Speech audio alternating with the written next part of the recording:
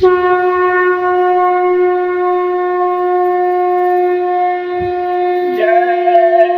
गुरुदेव, जय गुरुदेव।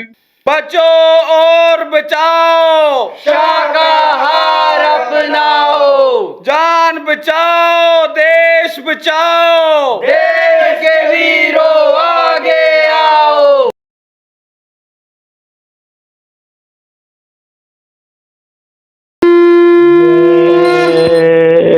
गुरुदेव। मेरे प्यारे गुरुदाता मंगता द्वारे खड़ा, मैं रहा पुकार पुकार, मैं हर कर देखो जरा।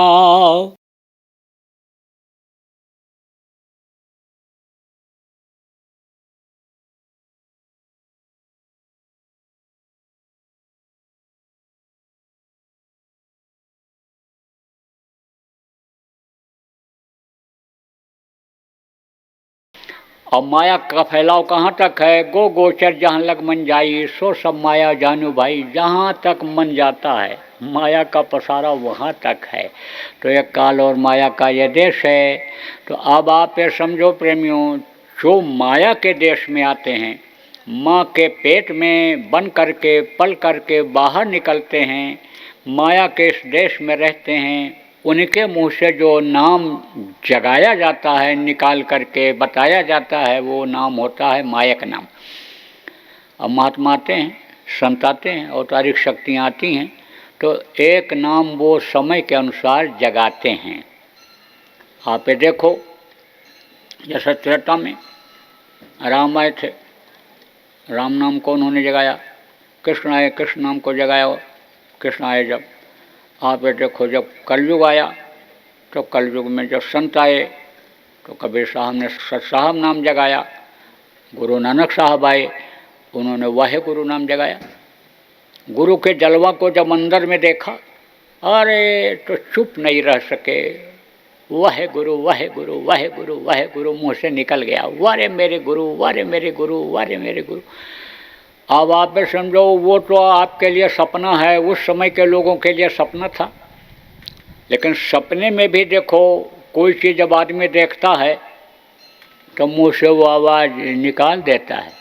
बहुत से लोग तो उठकर सपने में चल पड़ते हैं। वो एक शेर था ना, तो सपने में देखा कि ग्राहक आया है और भीड़ बहुत है, जल्दी जल्दी कपड़े को फाड़ करके देना है, बस चादर पकड़ा, चादर ही फाड़ लिया सपने में। तो ऐसे ही हाथ पर चलने लगते हैं, सुस्त तो हो जाता है। देखो, ये जो जीवात्मा है यहाँ कंठ चक्र पर आकर के ये बैठ जाती है। पुराने सत्संगी जो आप सत्संग सुनते रहते हो, आपको मालूम है कि कंठ चक्र कहाँ है, हृदय चक्र कहाँ है, नाभि चक्र, इंद्रिय चक्र, ये सब बताया गया आपको। तो यहाँ पर जब ये मन उतर आता है तो ये रचना कर डालता है, तो वही स्वप्न होता है। 16 तरह के सपने होते हैं। 16 दल कमल यहाँ पर है, जहाँ आद्या महाशक्ति का यानी प्रतिबिंब पड़ता है, परछाई पड़ती है। यह यानी समझो कि अष्टांग योग, हठ योग करने वाले, कुंडलिनियों को जगाने वाले भी लोगों को यानी उनका दर्शन हो गया। और जब इनका दर्शन होता है, जैसे गुड़ा चक्र पर गुड़ा चक्र को रोका, गणेश जी का दर्शन हुआ, इंद्रिय को रोका, सावित्री और समझो कि ब्रह्मा का दर्शन, नाभि चक्र रुका, उनकी परछाई यानी उस पर पड़ी, किसकी, विष्णु और लक्ष्मी की, तो वो सब ताकत आ जाती है, शक्तियाँ आ जाती हैं वो सब। तो यानी समझो कि सपना ये यहाँ से देखा। तो सपने में भी यानी समझो कोई चीज़ जो होती है, देखता है आदमी तो वो मुँह से निकल जाता है, और मुँह से जब निकलता है तो बगल में जो नहीं सोता है, जगता रहता है, वो सुन लेता है उस चीज़ को। ऐसे ही यानी समझो, मुँह से तो उन्होंने अंदर में आँख बंद करके उन्होंने ध्यान लगा करके देखा था। ध्यान लगाते थे, जब गुरु के जलवा को जब देखा, तब यानी समझो वाहे गुरु वाहे गुरु वाहे गुरु वाहे, वारे मेरे गुरु, वारे मेरे गुरु। क्या जलवा है आपका। आप अपने लड़के को पढ़ाते हो, अच्छा नंबर लेकर के जब आता है कहते वारे बेटा कोई मेडल लेकर के आया, मैच जीत करके, कुश्ती जीत करके, तब कहते वारे मेरे बेटा, वारे मेरे, खुश हो जाते हो। ऐसे ही गुरु के जलवा को जब देखा तो मुंह से निकला वाहे गुरु, उसी में ताकत आ गई। उस समझो कि उस समय यानी वाहे गुरु था, 10 पीढ़ी तक चला, 10 गुरु हुए, उन्होंने यही चलाया। लेकिन उसके बाद में फिर यह देखा गया कि नामदान देने वाले एक ही हुआ करते हैं, तो अधिकार केवल संतों ने एक ही को दिया, शिष्य उनके बहुत रहते हैं, लेकिन सबको अधिकार वो नहीं देते हैं। तो दूसरे आए, आप ये समझो बदलते रहते हैं, जब जैसे ज़रूरत होती है इस धरती पर वैसे वो मालिक भेजता रहता है, चाहे अवतारिक शक्तियों के रूप में हो, चाहे ऋषि मुनि के रूप में आवें, चाहे संत के रूप में आवें। तो जब यानी समझो गुरु थे नानक जी, तो उन्होंने वाहे गुरु नाम को जगाया। आप ये समझो राधा स्वामी नाम जगाया, कृष्ण शिवदयाल जी महाराज ने जगाया, हमारे ये जो गुरु महाराज जिनकी ये तस्वीर लगी हुई है, इन्होंने जय गुरुदेव नाम को जगाया। तो नाम को ये दूसरों के फायदा के लिए भी जगाते हैं, और उनका जो मिशन होता है, लक्ष्य जो होता है कि इस काम को हमको करना है, उसके मदद के लिए भी जगाते हैं, उसमें भी मदद मिलती है उस नाम से जो जगाते हैं। कैसे, ये भी आपको बता दें, जैसे त्रेता में राम नाम में शक्ति थी, तो राम राम जो लोग बोलते थे उनको लाभ मिलता था, फायदा मिलता था, उससे ताकत आती थी लोगों के अंदर, और जब ताकत आती थी, लोगों को फायदा होता था, तब लोगों को विश्वास हो जाता था, क्योंकि विश्वास फलदायकम, विश्वास ही फल को लाता है। विश्वास अगर नहीं होता है तो फल नहीं मिलता है, किसी भी काम में कामयाबी नहीं मिलती है जब विश्वास नहीं होता है।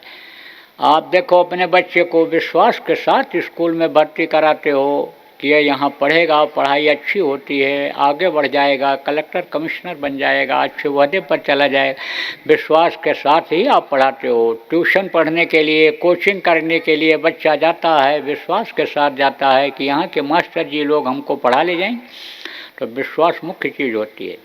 तो बंदर और बालुओं में पहले तो विश्वास हुआ, तब वो यानी समझो कि मरने को भी नहीं डरे। हनुमान ने कहीं सोचा कि हम समुद्र में हम छलांग ना लगाएं, लगा गए छलांग। उनको यानी समझो डरवाया भी, बताया लोगों ने, धमकाया भी लोगों ने कि रावण जिसके सामने वरुण कुबेर सुरेश समीरा रण सम्मुख धर का उन धीरा, बड़े बड़े देवता नहीं टिकते हैं, उनके सामने तू जाएगा, उसके सामने तू टिकेगा, उनका तू कुछ कर पाएगा।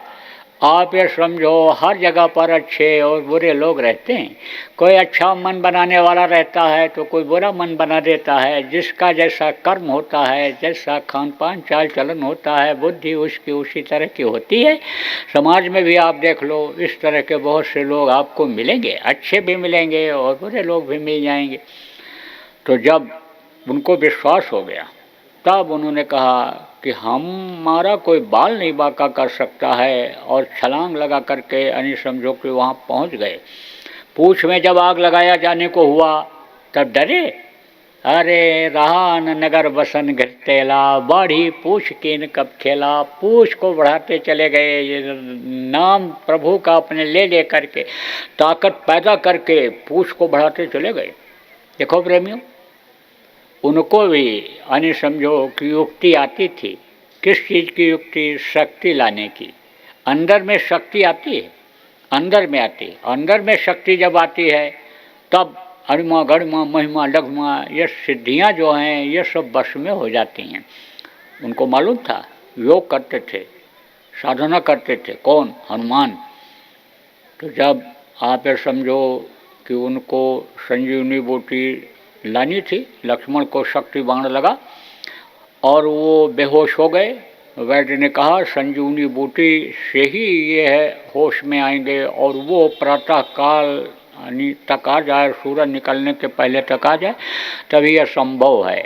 और नहीं तो यानी समझो शक्ति, इस बाण का असर धीरे धीरे बढ़ता जाएगा। जैसे किसी को सांप काटता है, 4 घंटे 6 घंटे 8 घंटे के अंदर अगर इलाज ना कर लो तो वो जहर फैलता चला जाता है, अंदर अंदर कहाँ दिमाग पर पहुंच जाता है। आदमी हट्टा कट्टा चलता फिरता खाता पीता दिखाई पड़ता है, लेकिन बस धीरे धीरे ऐसे आँख बंद हो जाती है, ख़त्म हो जाता है। इसी तरह से कहा कि यह शक्ति बाण का असर सूरज निकलते ही शुरू हो जाएगा तेज़ी से, फिर ये बच नहीं सकते हैं। तब ये हुआ कि अब हमको लाना है, दूरी ज़्यादा थी, कैसे पहुंच सकते थे। फिर उन्होंने इच्छा किया, याद किया। किसको याद किया? अपने आराध्य को। उनके आराध्य कौन थे? राम। हालांकि पूरी कला उनके अंदर नहीं थी, रावण के अंदर ज़्यादा ताकत थी। उत्तम कुल पुलस्त का नाती, शुभरंज पूजो बहुमाती, उत्तम कुल पुलस्त ऋषि का नाती था। आप ये समझो वरुण कुबेर सूर्य समीरा बड़े बड़े देवता उसके सामने ठहरते नहीं थे, तो ज़्यादा ताकत थी। लेकिन अब चूँकि इस काम के लिए आए थे तो उनको ज्ञान था, अकल थी। उन्होंने कहा ले लेना चाहिए, परशुराम जी के आगे झुक जाना चाहिए, उनसे मांग लेना चाहिए। तो 2 शक्ति उन्होंने उनसे लिया था और फिर रावण का विनाश किया था। कृष्ण भी सक्षम नहीं थे।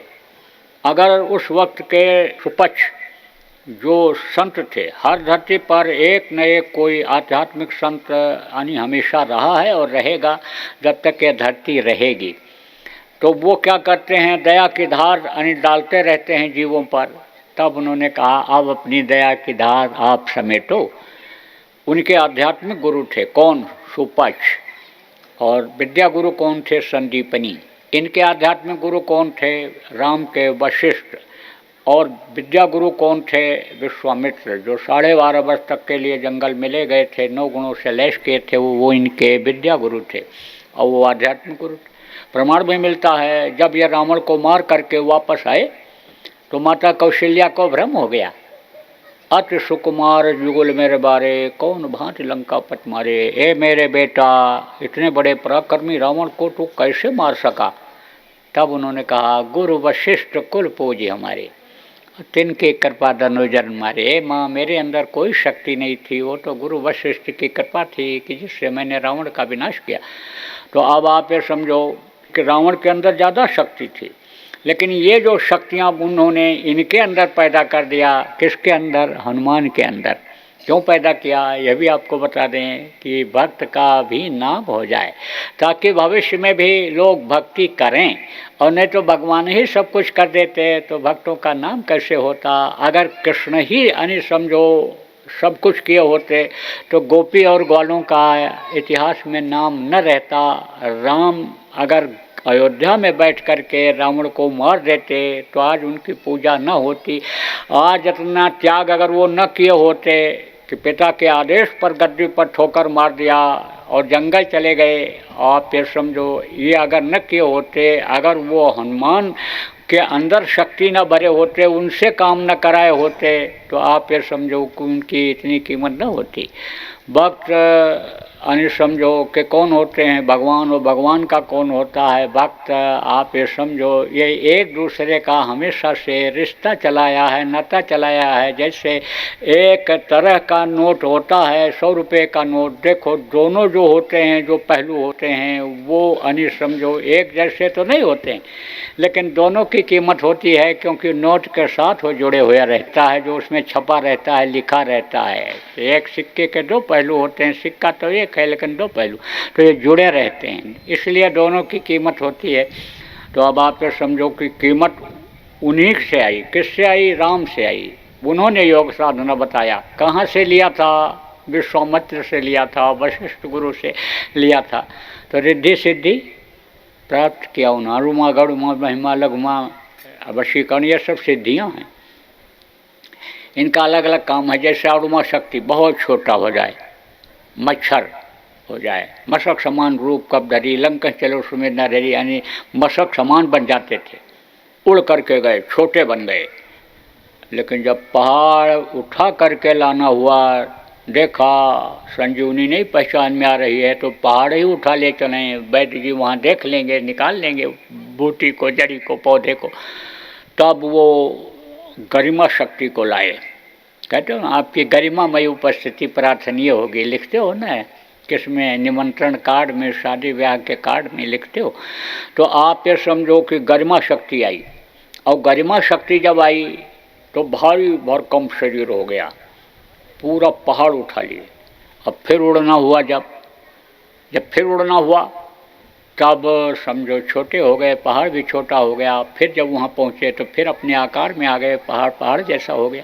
तो ये शक्तियाँ आई उनकी वजह से। आप ये समझो, कहा ना उन्होंने, राम नाम कीन्हे बिना मोहि कहाँ विश्राम। राम का नाम जिन्होंने जगाया था उन पर और राम नाम पर उनको विश्वास था। तो राम राम में इतनी शक्ति थी उस समय पर कि पत्थर के ऊपर राम राम लिख करके समुद्र में डाला गया था, सारे पत्थर तैरने लगे थे। जब पुल बनाने को हुआ था तब की बात है। आप लोग अगर कथा सुनते होंगे राम कथा तो आपको मालूम होगा, लंका पर विजय प्राप्त करने के लिए जब जा रहे थे, रावण को मारने के लिए जा रहे थे, तो पुल बनाने की ज़रूरत पड़ी थी। तो बंदर और बालुओं ने राम राम लिख करके पत्थर के ऊपर और समुद्र में डाल दिया, सारे पत्थर तैरने लगे थे, पुल बन गया था। और उसी पर यह बंदर सेना यानी समझो कि गई और रावण का विनाश कर दी।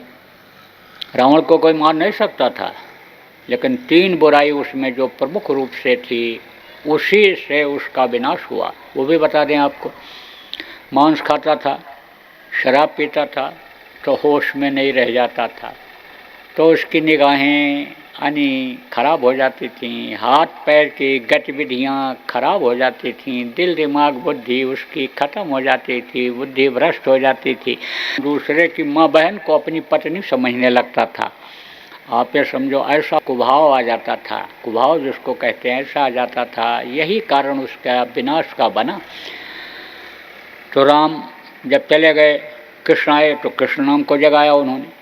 कृष्ण कृष्ण जिसने जहाँ पर पुकारा, कृष्ण खड़े हुए मिल गए।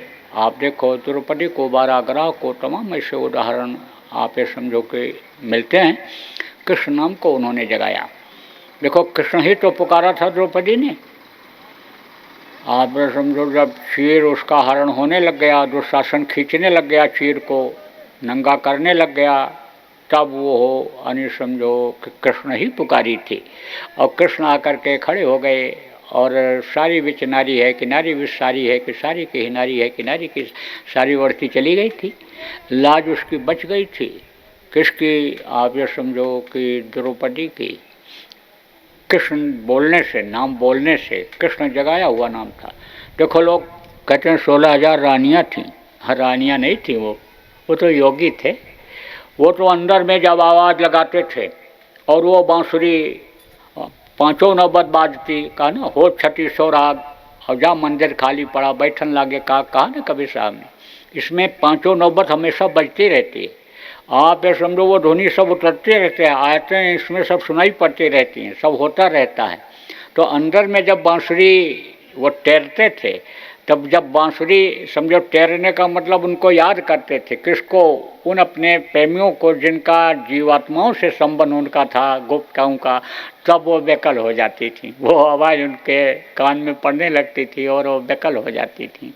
वो आवाज़ जब मिलती है, आप ये समझो, और बंद हो जाती है, अनाहत वेदवाणी आकाशवाणी जिसको सरल भाषा में कहा गया, वो शब्द भेदी आवाज़ जब मिलती है, तब जब बंद होती है तब क्या हाल होता है? भाव है अन्न न पानी, रात दिना मोहि नींद न आवे, भाव है अन्न न पानी। मीरा बेकल हो जाती थी, चिल्लाने लगती थी, तड़पने लगती थी, रोने लगती थी, कुछ अच्छा नहीं लगता था। आप ये समझो कि घर से निकल पड़ती थी। इसीलिए राणा जो उसका पति था नाराज होता था कि लोक लाज का इसको कोई भय नहीं रह गया, ये तो पागल सी हो गई है।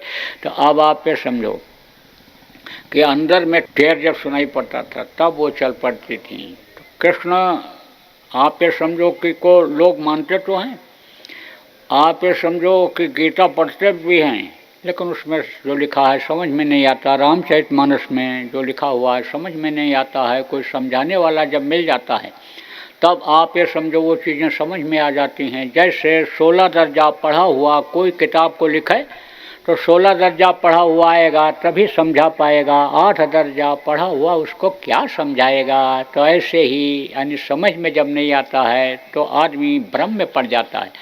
दूसरी बात यह है कि जब आदमी के अंदर से परमार्थी भाव खत्म हो जाता है, किताबों से ही वो पैसा कमाने के लिए सोचने लगता है, या धर्म के नाम पर पैसा कमाने, नाम कमाने के लिए जब ये जो विद्वान कहलाते हैं, कथावाचक कहलाते हैं, ये जो सत्संग प्रवचन करने वाले लोग कहलाते हैं, इनके अंदर जब स्वार्थपरता आ जाती है तब उसका अर्थ का अनर्थ हो जाता है। लोगों को लुभाने का काम, लोगों को अपनी तरफ आकर्षित करने का काम उससे होने लग जाता है, बस लोगों का विश्वास खत्म हो जाता है। आप देखो, लोग किताबों को पढ़ते पढ़ते भ्रम में पड़ जाते हैं।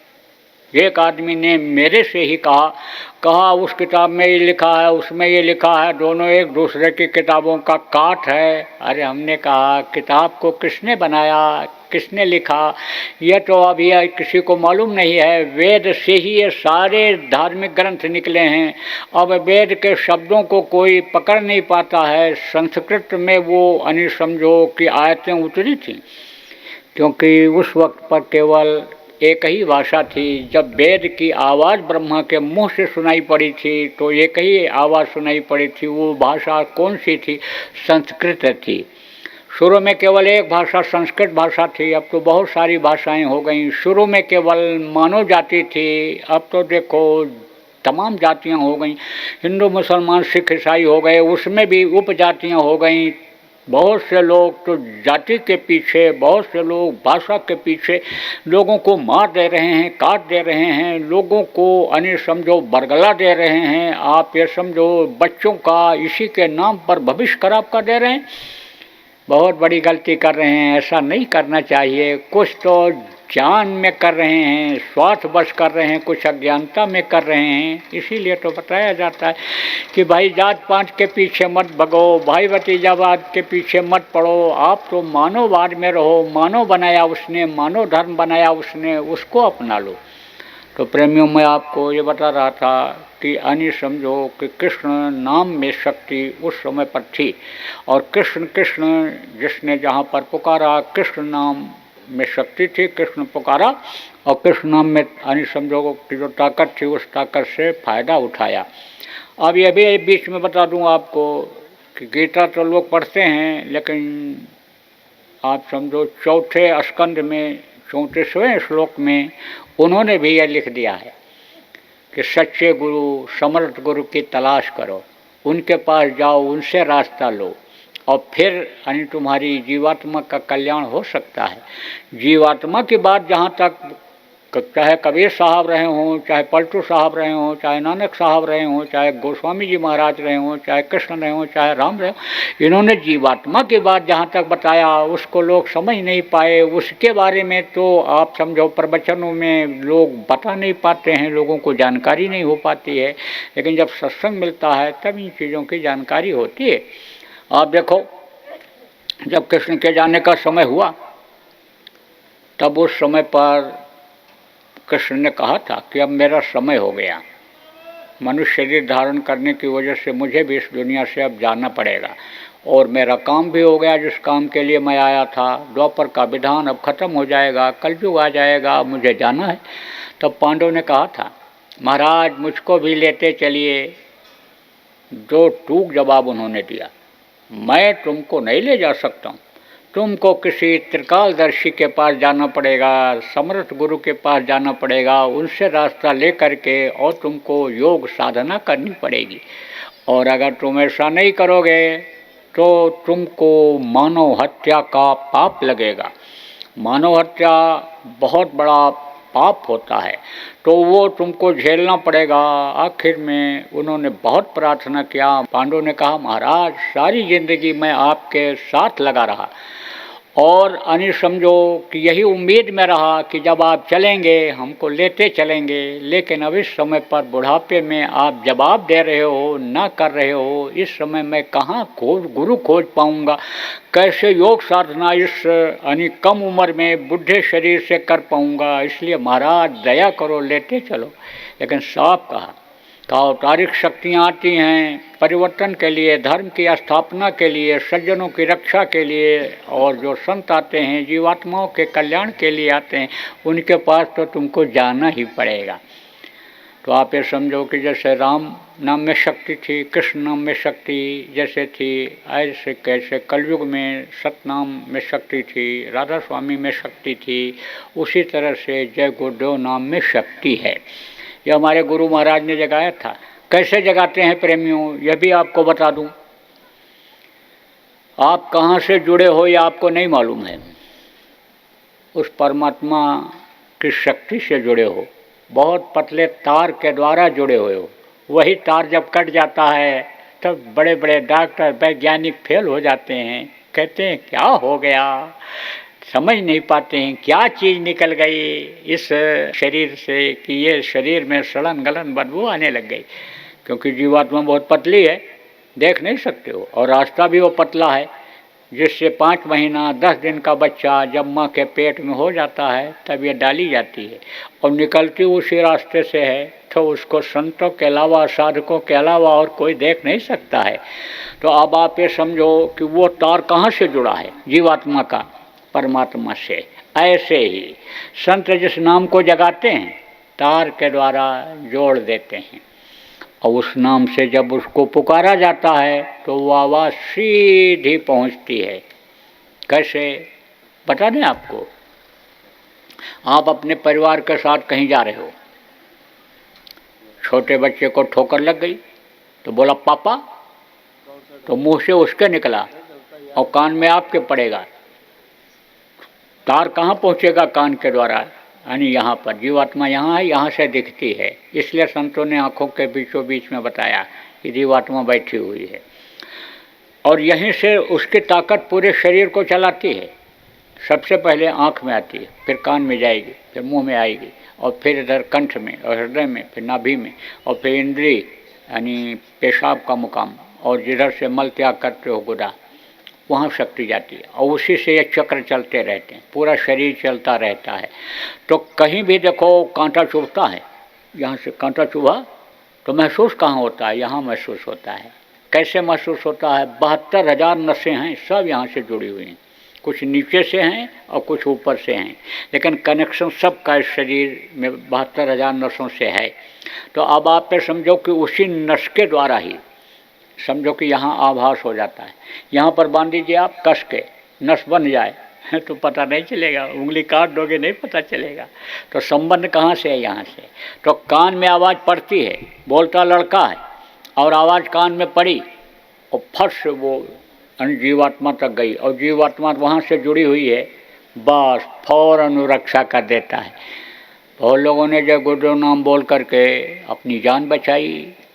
पहले लोगों को विश्वास नहीं होता था, आप लोगों को भी जल्दी प्रेमियों नहीं विश्वास होगा, लेकिन जब परीक्षा ले लोगे तब यानी समझो विश्वास हो जाएगा।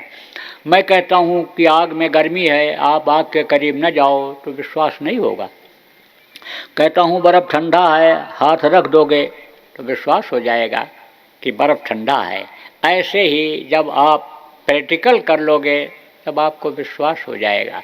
तो बहुत लोगों ने अपनी जान बचाई, बहुत लोगों ने जय गुरुदेव नाम बोल करके आप ये समझो कामयाबी हासिल किया। आप ये समझो बच्चों ने जय गुरुदेव नाम बोल करके जान भी बचाई, नौकरी भी पाई, परीक्षा में भी सफलता पाई। तमाम लोग जय गुरुदेव नाम बोल करके दवा पिलाए, दवा नहीं फ़ायदा कर रही थी और फ़ायदा कर गई। आप जब बड़े कार्यक्रमों में आओगे जहाँ लाखों की भीड़ होती है, वहाँ जब घूमोगे, लोगों से मिलोगे, तो कुछ ऐसे भी लोग आपको मिल जाएंगे कि भाई मैं तो जय गुरुदेव बोल करके और कोरोना को अपने ठीक कर लिया, निमित्त मात्र दवा खा करके, किसी डॉक्टर की नहीं, कोई अंग्रेजी, हिंदी, उर्दू, फारसी यानी भाषा में लिखी हुई दवा, यानी जो यानी आयुर्वेदिक, होम्योपैथिक और यूनानी ये दवाएँ हैं, ये इनके द्वारा नहीं, नेचुरल दवा से, प्राकृतिक दवा से जय गुरुदेव नाम बोल करके मैं ठीक हो गया, ऐसे भी लोग आपको मिलेंगे। लेकिन उसके लिए कहोगे भाई हमारा कब आना जाना हो पावे, कोई मिले न मिले, दुख होगा जब तब हम परीक्षा लेकर देखेंगे, तो फिर यानी समझो कि दुख क्यों आवे। आप अभी से यानी जय गुरुदेव नाम बताता हूँ बोलना शुरू कर दो, जय गुरुदेव नाम का जाप करना शुरू कर दो और आप अपनी तकलीफ़ों को धीरे धीरे दूर करना शुरू कर दो। कि जैसा मैंने आपको बताया था कि भगवान याद नहीं आते हैं, जब पेट खाली रहता है, भूख लगती है, तब भगवान भी अच्छे नहीं लगते हैं। कोई भूखा है और उसको कह दिया जाए कि भगवान तो तुम्हारे साथ 24 घंटा रहेंगे लेकिन खाने को नहीं मिलेगा, तब कहेगा भगवान से ही कह दो पहले पेट भरें तब भगवान भी अच्छे लगेंगे। कह दिया जाए पड़े रहोगे चारपाई पर, उठ बैठ नहीं सकते हो, लेकिन भगवान पंखा झलते रहेंगे, हाथ पैर दबाएंगे, सेवा करेंगे, तब कहोगे नहीं नहीं भगवान से ही कह दो हमको ठीक कर दें, हम ही उनकी सेवा करेंगे, हम भगवान से सेवा नहीं कराएंगे, हम चल फिर नहीं पाएंगे तो भगवान लेकर क्या करेंगे। कह दिया जाए निंदा अपमान कर दिया जाएगा, आप मुंह दिखाने के लायक नहीं रहोगे लेकिन भगवान आपके साथ रहेंगे। कहोगे नहीं नहीं नहीं, इज्जत के साथ रहना चाहता हूँ, इज्जत के लिए अच्छा कपड़ा पहनता हूँ, अच्छा घर बनाता हूँ, गाड़ी घोड़ा खरीदता हूँ, जिससे इज्जत रहे, इज्जत के लिए अच्छे घर में लड़का लड़की का शादी ब्याह करता हूँ। कहोगे ना इज्जत के लिए, तो यह भी ज़रूरी है। तो मैं तो देख रहा हूँ कि इसमें ऐसे भी लोग हैं कि जिनके घर में बीमारी बनी ही रहती है, रोज़ झगड़ा होता है, रोज़ कुछ कुछ होता है, बूढ़े न लड़ें जवान न लड़ें तो लड़के ही एक दूसरे का बाल गाल नोचते रहते हैं। आपको न विश्वास हो, आप अपने को पढ़ा लिखा बुद्धिजीवी कहते हो, 2 4 10 को बता दूंगा, गलत निकल जाए तो मेरी एक बात मत मानना। बता दूंगा इनके घर में रोज़ झगड़ा होता है, यह भी बता दूंगा इनके घर में कोई न कोई बीमार ही रहता है। आप ये समझो, यह भी बता दूंगा कमाते बहुत हैं लेकिन बरकत नहीं होती है। आप ये समझो इसको भी दूर करना ज़रूरी है। तो इसी में आप करके देख लो, जय गुरुदेव नाम बोल करके इसमें कितना फ़ायदा कितना इजाफा होता है आप देख लो। क्योंकि एक मंत्र जिसको महामंत्र कहा गया वो तो मैं आपको बताऊंगा, महामंत्र मणि विषय ब्याल के मेटत कठिन कुंक बाल के, जिससे सारे तकलीफ दूर हो जाते हैं, सारा अनेक कष्ट दूर होता है, वो तो आपको बताऊंगा।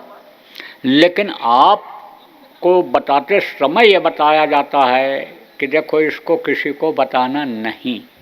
तो आप जब बताओगे नहीं किसी को तो उसकी तकलीफ़ कैसे दूर होगी। और रहना आपको तो अपने घर में ही है, बच्चों के बीच में ही है। बच्चा बीमार हो जाता है, सवारी नहीं मिलती है, रात को हालत ख़राब होती है, कंधे पर लाद करके अस्पताल ले जाते हो, इलाज कराते हो, रात भर जगते हो, बच्चे के लिए परेशान रहते हो। ये माताएं अपनी औलाद के लिए बच्चे के लिए भूखी रहती हैं, भोजन अच्छा नहीं लगता है, मेरा बेटा बीमार है, तो जुड़े हुए रहो परिवार से। तो परिवार वालों के लिए क्या करना रहेगा ये बताना ज़रूरी है। तो आप लोग जय गुरुदेव नाम की ध्वनि बोलना शुरू कर दो। कैसे बोलना रहेगा? जय गुरुदेव जय गुरुदेव जय गुरुदेव जय जय गुरुदेव।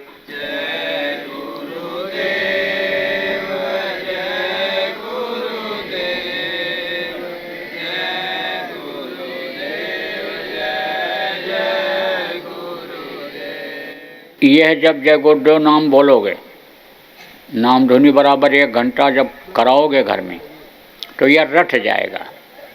और रट जाएगा तो ये जब बच्चे को रट जाएगा, बच्चा हो चाहे घर का कोई भी हो, मुसीबत आएगी तकलीफ आएगी तो अपने आप नाम निकलेगा।